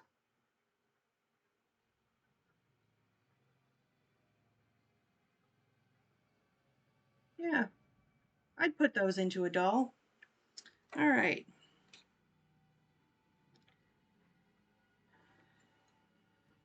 So let's see. I also want to match this one. I think this one came up pretty close. So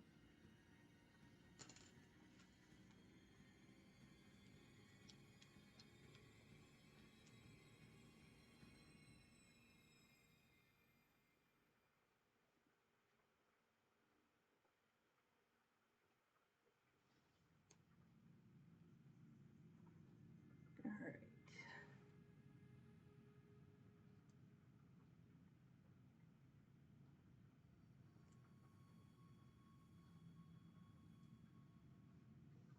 I'm really curious. Okay, yeah, that's a pretty good match. I'm really curious if the Prismacolor pencils create enough of a barrier. Acrylic paint doesn't always, but the Prismacolor pencils have that sort of waxy finish. I'm wondering if I can put resin over them and then the glass eye chips without putting a layer of matte sealant. So I think I'm going to match this last eye with my stickers, and then I'm going to do a pair um, with the resin and the glass pieces, because I really want to know if that works. I haven't tried it yet, but I feel like just running my finger over them, I feel like it might, you know? I'm gonna just darken the pupil. I think this is probably the best match for this one. And then these two, yeah, those are a pretty good match. Just need to get the pupil the same size.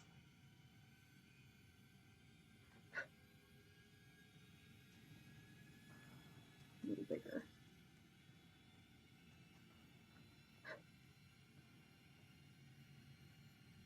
A little bigger.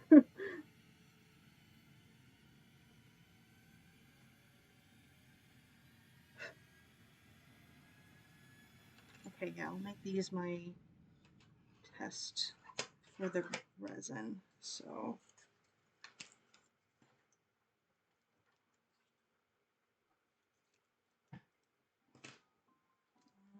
sticker. Like, what am I doing? Okay. So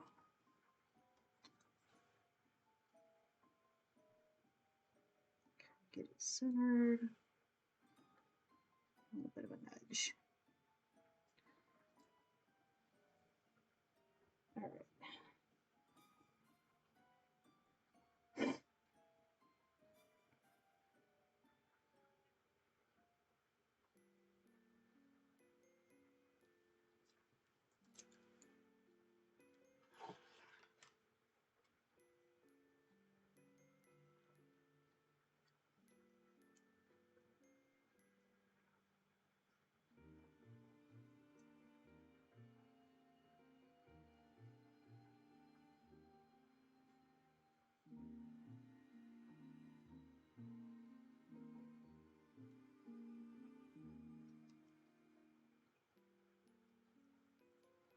Okay. I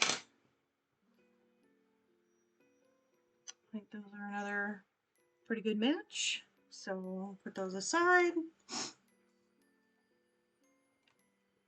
And I'm going to put resin over these. Let me turn this mat down really quick. Just a little corner of it, because I don't want to get resin on my table. So Use this corner that doesn't have a whole bunch of clay all over it. Can I move my camera without it breaking? It's being very cooperative today. It's not always so cooperative. All right, so I got my 2 glass pieces. Resin, here we go.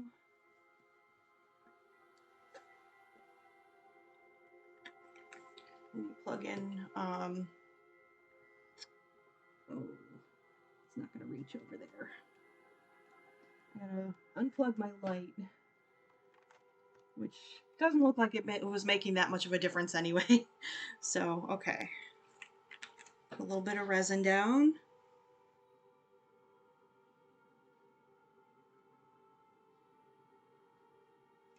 And it's okay if it's a little bit blobby and if there's a little bit of bubbles, because when you put a glass chip on top, oh no, I put it on upside down. I'm gonna grab an extra glass chip. I think that one's pretty much toast.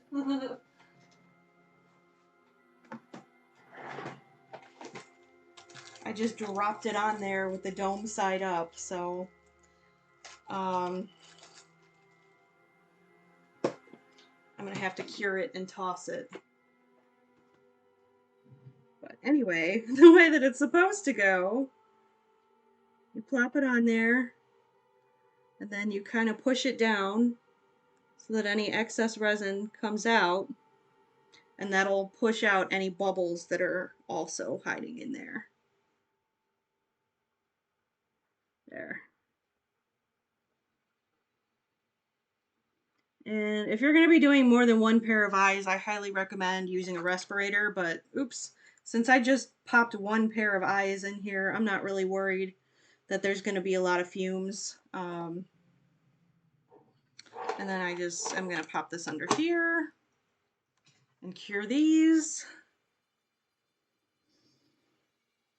I am very hopeful that this is going to work, because it would save me a lot of trouble if I don't have to put that layer of matte varnish on top before I put the resin on. But I don't know, because cardstock is still, I mean, it's still paper. It's not like watercolor paper where it's, treated against allowing liquid to penetrate. So it may or may not work. But we shall find out.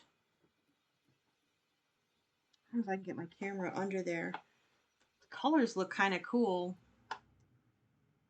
Under UV light. Oh, they just look purple on camera. They're not quite glowing, but they're very bright and vibrant under the UV light. I believe that's the non-photo blue. Non-photo blue does have some sort of UV reaction. I'm not sure. Like, it's not really a glowing, but it is.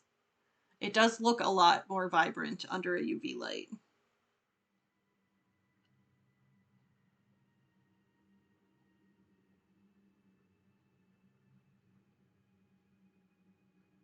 Okay. Let's see. Oh wow. You know what? It doesn't look all gross under it, so I think that actually worked. Okay. Good to know. Yeah. Oh my gosh, that worked.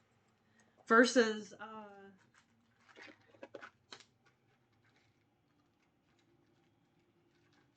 like this effect that you normally get with putting resin directly onto paper. It doesn't have that look to it. It actually worked really well. So I guess the Prismacolors are enough of a barrier that it works. Interesting. Cool. All right. Those came out really nice. Let me snip these off of the paper.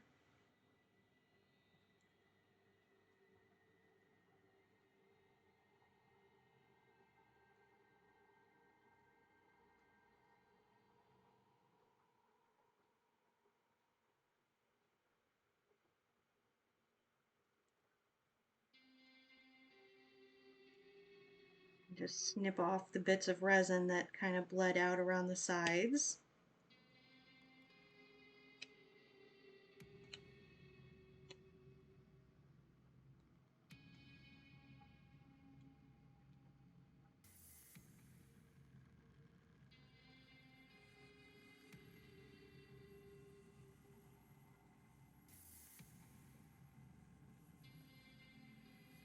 This is where these embroidery scissors definitely come in handy versus, a normal pair of big scissors. And then you end up with a really, really nice little eye there. That is so cool. All right, so if I use Prismacolors to hand draw my iris, I can put resin on it without putting varnish on top.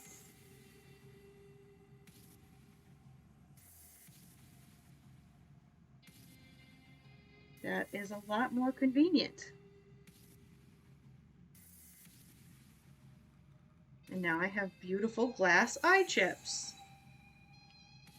I think I might put the glass ones in my bunny girl.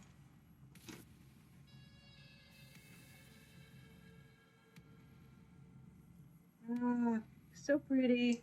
All right. Oh, I need to cure the resin on this one so I can throw it away because you're not supposed to throw away uncured resin. All right, so this is a very successful stream. I got hands. I got some eyes. Did pretty good. All right. Well, that's all I got for today. Because yeah, it's getting kind of late to start the epoxy sculpting. I think I'm probably going to do that this evening off camera just so I don't have to rush myself. Yeah, and then I'll post the finished epoxy sculpt on my Instagram later. I think my Instagram is still, yeah, I switched my TikTok over. I haven't switched my Instagram yet. My Instagram is still Alter Ego Chris. I'm slowly switching all of my socials over to Spooky Doll Lady just to keep everything more cohesive. Saying goodbye to Alter Ego Designs after more than 10 years. I think it's just not quite the right name for my business anymore. I mean, it's still a great name, and anybody else who wants to use it can have it. But I think it just doesn't quite suit what I'm doing anymore.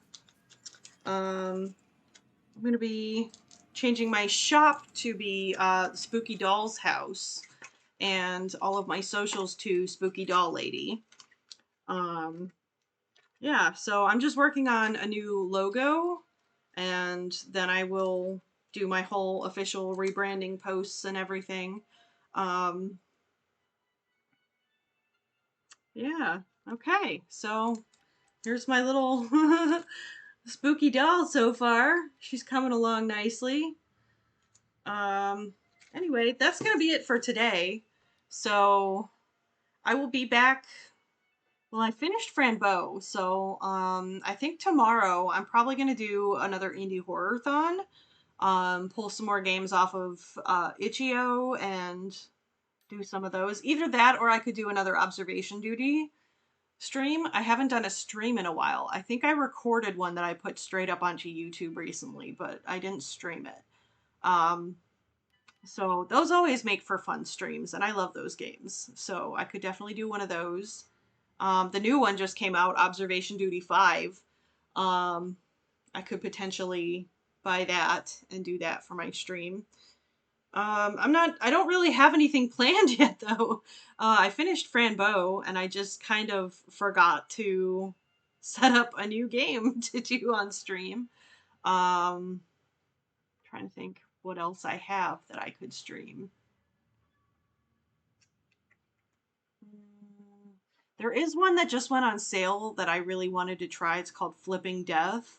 It's a game where you play as like a reluctant Grim Reaper. With humor that very much matches my own. So it looks like it would be really fun to play. So that one I just saw was on sale for like $3.99. So maybe I'll pick that up and we can do that as the next stream game. Yeah, otherwise I may do Indie Horror-thon and just pull a few small indie games off of, yeah, like itch.io and websites like that. Anyway, that's going to be it for the art stream. I have nothing else planned for today, so thank you for joining me. I guess I will see, hopefully, everybody tomorrow for whatever game I end up doing. And then this weekend, I might attempt Song of Horror again for my YouTube series. I don't know. The camera angles in that one really were upsetting my motion sickness issues. So I may pick a different game for that one too. I'm not sure yet. But yeah, I'll do something. Something to stream tomorrow game wise and something this weekend for YouTube. I'm not sure. Anyway, thanks for watching and I'll see everybody next time.